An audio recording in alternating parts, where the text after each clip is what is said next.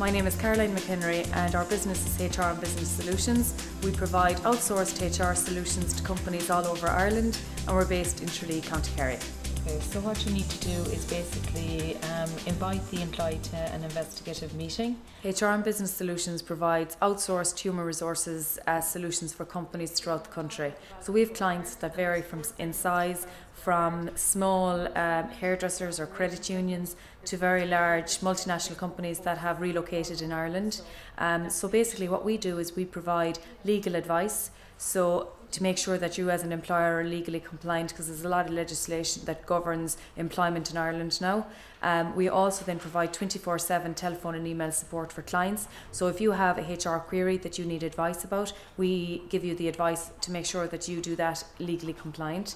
Then we also provide training in areas like people management, customer care, hygiene, interview skills, things like that. And then we also provide on-site HR advice. So basically we might come to you and meet the staff to discuss and negotiate pay and terms and conditions. We also might meet the people that are being made redundant, unfortunately, in the current economic climate, to make sure that that's done correctly.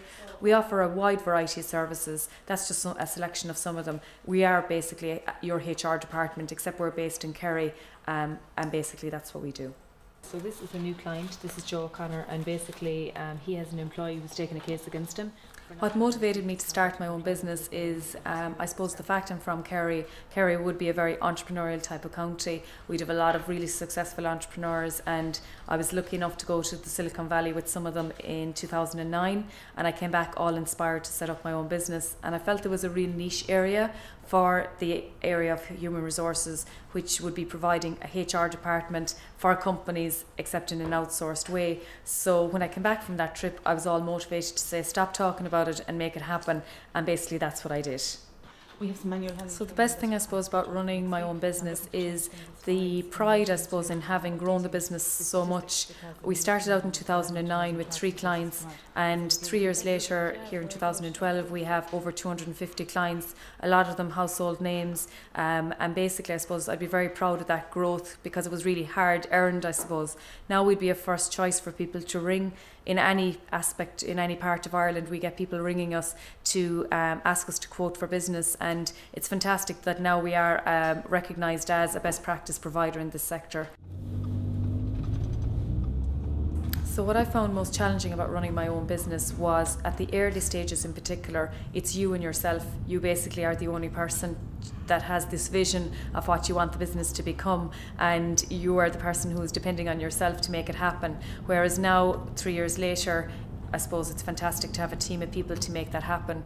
I suppose I came from large organisations in the Kerry Group and in the Garvey Group, and you always had people to act as a sounding board for you, which is really consoling and really, I suppose, helpful.